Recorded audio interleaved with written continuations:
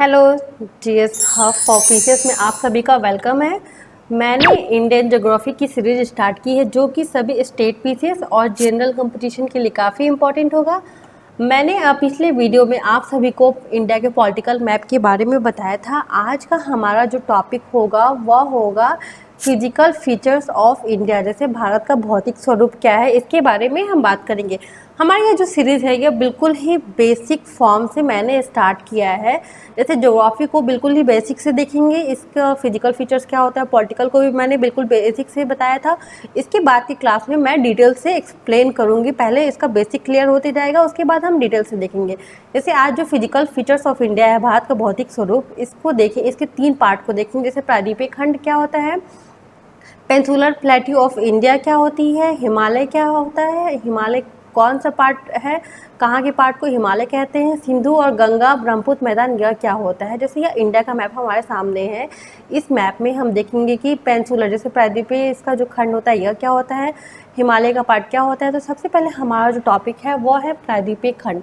इसके बारे में हम देखेंगे आखिर ये होता क्या है। सबसे पहले हमारे माइंड में डाउट आता है, तो अक्सर क्या होता है कि एग्ज़ाम में मतलब माइंड में क्लियर नहीं होने से एग्ज़ाम से क्वेश्चन छूट जाते हैं। तो ये जो हमारा जो इंडिया है, आप देखोगे कि यहाँ पे अरब सागर है, यहाँ पे हिंद महासागर और ये इसके पश्चिम में बे ऑफ बंगाल है। तो यह जो 3 पार्ट से जो लैंड का फॉर्म घिरा होता है उसे कहते मतलब जो प्लेट जो होती है 3 पार्ट से वाटर से घिरी होती है उसे हम प्रायद्वीपीय खंड कहते हैं। तो हमारे इंडिया में आप देखोगे यह जो पार्ट इसका है यह तीनों तरफ से पानी से घिरा हुआ है, तो यह प्रायद्वीपीय खंड होता है। जैसे यह भारत की सबसे बड़ा भू आकृति है। जैसे आप ये भी देखोगे कि सबसे बड़ा जैसे यह भारत हो गया, भारत के आधे पार्ट में यहाँ से यहाँ तक की जो प्रायद्वीपीय है तो ये सबसे बड़ा इसका भूखंड हो गया। और प्रायद्वीपीय खंड की जो उत्तर की सीमा है वो कटी फटी हुई है। जैसे यहाँ लिखा हुआ है उत्तर की सीमा कटी फटी है, जो कच्छ से आरंभ होकर अरावली पहाड़ियों के पश्चिम से होकर गुजरती हुई दिल्ली तक जाती है। जैसे यह जो कच्छ का यह जो क्षेत्र है यह भी प्रायद्वीपीय क्षेत्र में आता है। और आप यहाँ मैप से देखोगे तो आपको दिखेगा कि यह जो इसका पार्ट है यहाँ पे काफ़ी कटा फटा क्षेत्र है, ठीक है। उसके बाद यह यहाँ से बढ़ के जो अरावली की पहाड़ी, यहाँ पे हम जब इसका पॉलिटिकल मैप देखेंगे, फिजिकल मैप देखेंगे आगे, तो आप देखोगे यहाँ पे अरावली की पहाड़ियों से पहाड़ी के पश्चिम से गुजरती हुई दिल्ली तक जाती है। यहाँ पे दिल्ली तक जाती है और फिर दिल्ली और यमुना गंगा के समानांतर राजमहल की पहाड़ियों व गंगा नदी तक डेल्टा तक जाती है। यह जो इसका प्रायद्वीपीय क्षेत्र है वहाँ तक ये जाता है, ठीक है। इस भाग में आग्नेय भी चट्टान है, रूपांतरित भी हैं और अवसादी तीनों प्रकार की चट्टानें पाई जाती हैं।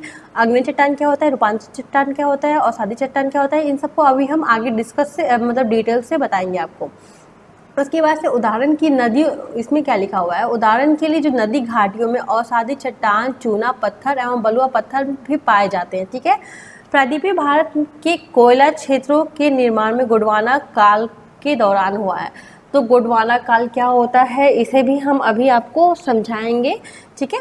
यह विभिन्न प्रकार के ऊर्ध्वाधर हलचल व भ्रंश खंड से प्रभावित है। नर्मदा नदी के घाटी और अरावली पहाड़ियों के समान अवशिष्ट पर्वत तथा पूर्वी भारत में मालदा भ्रंश के समान ब्लॉन्ग भ्रंश पर इसके प्रमुख उदाहरण है, ठीक है। इसके बाद का जो यह टॉपिक है हमारा यह है कि हिमालय क्या होता है। पहले इसको हमने देख लिया, यह जो इसका फॉर्मेशन है अभी हम देखेंगे इंडिया का जो फॉर्मेशन है, तो वहाँ पे आपको सही से समझ में आ जाएगा। बस अभी आप ये याद रखो कि यह जो इसका पार्ट है तीनों तरफ से पानी से घिरा होता है और इसकी जो आकृति है यहाँ पे इसके उत्तर में काफ़ी कटे फटे हुए भाग होते हैं और इस यहाँ पे अवसादी और रूपांतरित आग्नेय तीनों प्रकार की चट्टानें भी पाई जाती हैं। जिससे क्या हुआ कि कोयला, जैसे भारत के जो प्रायद्वीपीय भाग है आप यहाँ पे देखोगे तो यहाँ पे कोयला का क्षेत्रों का काफ़ी ही मतलब आपको यहाँ पे कोयले के कुछ क्षेत्र भी मिलेंगे, ठीक है। और इसमें जैसे ऊर्ध्वाधर जैसे कुछ प्रकार की हलचल हुई है तो वो भी हम अभी देखेंगे। जैसे इंडिया का पृथ्वी का फॉर्मेशन कैसे हुआ, इंडिया की प्लेट कैसे एशिया की प्लेट मतलब बनी, वो सब देखेंगे तो आपके पॉइंट जो होगा वो बिल्कुल ही क्लियर होते जाएगा। तो नेक्स्ट है हिमालय पर्वत। तो हिमालय पर्वत का फॉर्मेशन कैसे हुआ इसे हम देखेंगे। पहले इसकी डिटेल में, यह जो हमारा इंडिया का जो मैप है इस मैप में आप देखोगे यह वाला जो पार्ट है वह हो गया हिमालय, और हिमालय के बारे में अभी हम आपको बताऊंगी। जैसे क्या है कि यह जो हिमालय का फॉर्मेशन कैसे हुआ इसे हम देखेंगे। जैसे क्या है कि यह हिमालय पर्वत जो है 4 प्रकार की होती हैं, इसे भी देखेंगे। पहले ये जो है हिमालय, ठीक है। तो क्या हुआ कि जैसे आपके माइंड में आएगा कि हिमालय का फॉर्मेशन कैसे हुआ, तो जो हमारा देश जो भले ही अभी आपको दिखेगा कि भौगोलिक रूप से यह एशिया का भाग है, लेकिन पहले जो था कि यह गोंडवाना लैंड का था। तो फिर आपके माइंड में आया गोंडवाना लैंड क्या होता है। तो हम देखे थे जब मैंने वर्ल्ड मैप की सीरीज स्टार्ट की थी, तो उस टाइम में मैंने आप सभी को बताया था कि फॉर्मेशन ऑफ इंडिया कैसे हुआ। जैसे यहाँ पे यह जो आप देखोगे यह अर्थ, यहाँ पे आपको ये जो अर्थ दिख रहा है, तो अर्थ में ये जो लैंड वाला पार्ट है, ये जो लैंड वाला पार्ट है, इसको हम पैंजिया कहते थे। और ये जो वाटर वाला पार्ट है, ये आप देखोगे चारों तरफ से पानी से घिरा हुआ है, ये जो पैंजिया है, इसे हम पैंथालसा कहते थे, ठीक है। सबसे पहले हमारा जो अर्थ का फॉर्मेशन था वो बिल्कुल ही ऐसे ही रूप में था। उसके बाद क्या हुआ कि जैसे बहुत सारे आप देखोगे कि यह जो बदलाव हुआ इसमें काफ़ी करोड़ों वर्षों में यह जो बदलाव हुआ, ठीक है। जैसे जैसे आप 35 करोड़ साल पहले देखोगे तो यह जो अर्थ था इसमें बहुत, जैसे महाद्वीप, मैंने वर्ल्ड का जब जो फर्स्ट सीरीज़ लिया था तो उस पार्ट में मैंने आपको बताया था वर्ल्ड का फॉर्मेशन कैसे हुआ। तो आप वह वीडियो जाकर देखना, मैं उसे डिस्क्रिप्शन बॉक्स या मैं उसका लिंक शेयर कर दूंगी, और फिर आई बटन पे आप क्लिक करना, आपको वह वीडियो मिल जाएगा। तो वहाँ पे आप यह डिटेल से देख लोगे कि यहाँ पे कैसे इसका फॉर्मेशन हुआ था, मैंने वहाँ पे आपको बताया हुआ था, ठीक है। तो क्या हुआ था कि पैंजिया के चारों तरफ जो महासागर से पैंथालसा कहते हैं, और पैंजिया के विखंडन होने से अर्थ की प्लेट, जिसकी वजह से अर्थ में काफ़ी बदलाव आया और लगातार यह खिसकने लगी। जैसे ये जो इसकी प्लेट है यहाँ पे काफ़ी जैसे बदलाव आया और ये खिसकने लगी। तो क्या हुआ कि इसके बाद से हम देखेंगे यह ऐसा फॉर्मेशन में हो गया। जैसे ये जो इसका प्लेट है ये टूट कर इसमें काफ़ी जैसे जो हलचल हुआ वो तुरंत नहीं हुआ, काफ़ी करोड़ों वर्षों में हुआ। तो वह टूटकर ऐसे पार्ट में डिवाइडेड हो गए। जैसे ऊपर वाले पार्ट को हम कहते हैं लॉरेशिया, और इसका जो नीचे वाला पार्ट था इसे हम गोंडवाना लैंड कहते हैं, ठीक है। और ये जो बीच में पानी वाला भाग है इसे टेथिस सागर के नाम से जानते हैं, ठीक है। तो ये जो पैंजिया और पैंथालसा के विखंडन के फलस्वरूप हमें लॉरेशिया और गोंडवाना लैंड प्राप्त होता है। तो हमने देखा था कि यहाँ ये जो लॉरेशिया है इसमें आप देखोगे यूरेशिया और अमेरिका का कुछ पार्ट था, और अभी का जो यहाँ पे यह जो इंडिया है, पहले इंडिया का यूरेशिया में क्या था कि कुछ जो पार्ट था वह एशिया का भी कुछ पार्ट था। जैसे एशिया का जो लद्दाख वाला पार्ट था वो उस टाइम में यहाँ लॉरेशिया में था, और यहाँ पे जैसे नॉर्थ अमेरिका और यूरेशिया था। और फिर ये जो गोंडवाना है यहाँ पे यह जो पार्ट है ये साउथ अमेरिका का पार्ट है, और यह जो पार्ट है यह अफ्रीका, और यह जो है यह इंडिया, और यह ऑस्ट्रेलिया, और फिर ये जो इसका नीचे वाला है यह अंटार्कटिका वाला पार्ट है। तो क्या हुआ कि जैसे जो अफ्रीका और भारत था एक ही प्लेट था, और धीरे धीरे जैसे क्या हुआ अंदरूनी इसमें हलचल हुई। जैसे यह हलचल होने से यह जो 2 पार्ट में टूटा, पहले लॉरेशिया से गोंडवाना लैंड में टूटा, उसके बाद से क्या है कि यह काफ़ी जो यह जो प्लेट है खिसकने लगी, यह अलग भी होती गई। जैसे यहाँ से क्या हुआ कि यह जो प्लेट है, यह जो इंडिया वाला पार्ट है, क्या हुआ कि यहाँ से खिसकते हुए ये ऊपर की तरफ बढ़ी, और ये एशिया के पास, जैसे मैं आपको ये जो मैप दिखाती हूँ, या जो इंडिया का आप देखोगे पहले इंडिया बिल्कुल ही ऐसे था, ठीक है। इसका जो लैंड मास है वो ऐसा था, यहाँ पे आप देख सकोगे यह ऐसे फॉर्म में था। फिर ये धीरे धीरे प्लेट खिसकते गई, या इसका फॉर्मेशन ऐसे होते गया। यह जैसे जो लद्दाख वाले पार्ट है, यह लद्दाख वाले पार्ट से जाके मतलब अटैच हो गया। जैसे क्या है कि जो अभी का जोग्राफिकल प्लेट अफ्रीका से अलग हुए और फिर एशिया की ओर बढ़ने लगी, आगे जो लद्दाख के हिस्से की ओर बढ़ने लगी। जैसे यहाँ पे हमने देखा था कि ये जो लॉरेशिया था यहाँ पे एशिया यूरेशिया वाले पार्ट में लद्दाख का पार्ट था, तो यह क्या हुआ उसकी तरफ बढ़ने लगी, और एक समय एक ऐसा आया कि लद्दाख वाले हिस्से से ये जाकर टकरा गई। ये जो पार्ट है ये क्या हुआ कि लद्दाख वाले हिस्से से जाकर टकरा गया। जैसे यह जो पार्ट है यह जो क्या हुआ कि लद्दाख वाले पार्ट से जाकर यहाँ टकरा गई। और टकराव में भूगर्भ जैसे क्या होता है हमने देखा था, अभी हम आगे भी देखेंगे कि जब 2 प्लेटें टकराव होती हैं तो उनमें क्या होता है कि जो भारी प्लेट होती है वह नीचे चली जाती है और नीचे चली जाती है, और जो हल्की प्लेट होती है वह ऊपर की तरफ उठ जाती है। तो ऐसा ही इस फॉर्मेशन में भी हुआ था। जैसे हमारा जो इंडिया है वो धीरे धीरे जैसे ऊपर की तरफ बढ़ने लगा, जैसे वो तुरंत ही नहीं बढ़ा था। ये जो फॉर्मेशन हुई इस फॉर्मेशन में भी बहुत करोड़ वर्ष लगे थे, ठीक है। उसके बाद से क्या हुआ, जैसे ये ऊपर हुआ तो हिमालय का निर्माण हुआ, और ऐसा कम समय में नहीं हुआ, या काफ़ी करोड़ों साल लग गए और आज के इस भौगोलिक भूमि का निर्माण हुआ, जैसे मतलब हिमालय का निर्माण हुआ। ठीक है, तो उसके बाद से हम हिमालय के बारे में देखेंगे।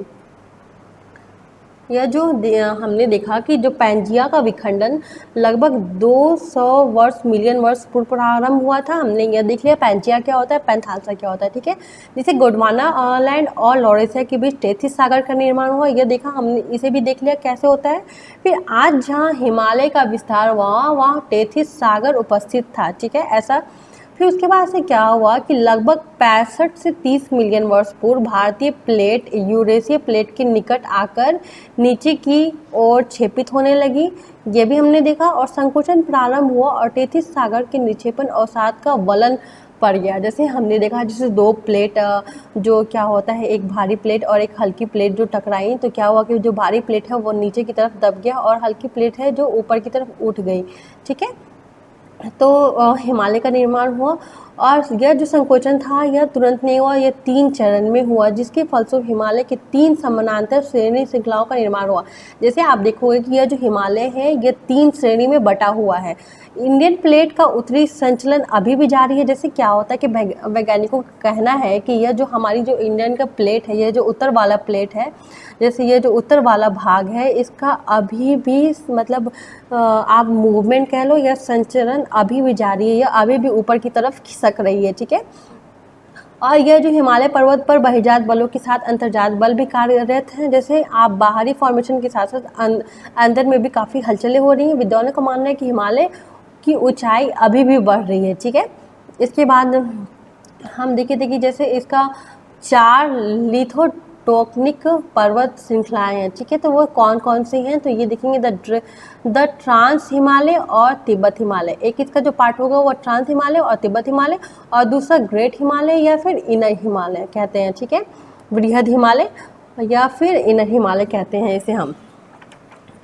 और ये जो ट्रांस हिमालय और तिब्बत हिमालय हो गया, और इसके बाद से जो यह जो है लीजर हिमालय और मिडल हिमालय, इसे हिंदी में लघु हिमालय अथवा मध्य हिमालय कहते हैं। और ये जो 4th वाला पार्ट है यह हो गया शिवालिक, जो इसका ये वाला पार्ट है ये शिवालिक, इसका सबसे लास्ट में फॉर्मेशन हुआ है।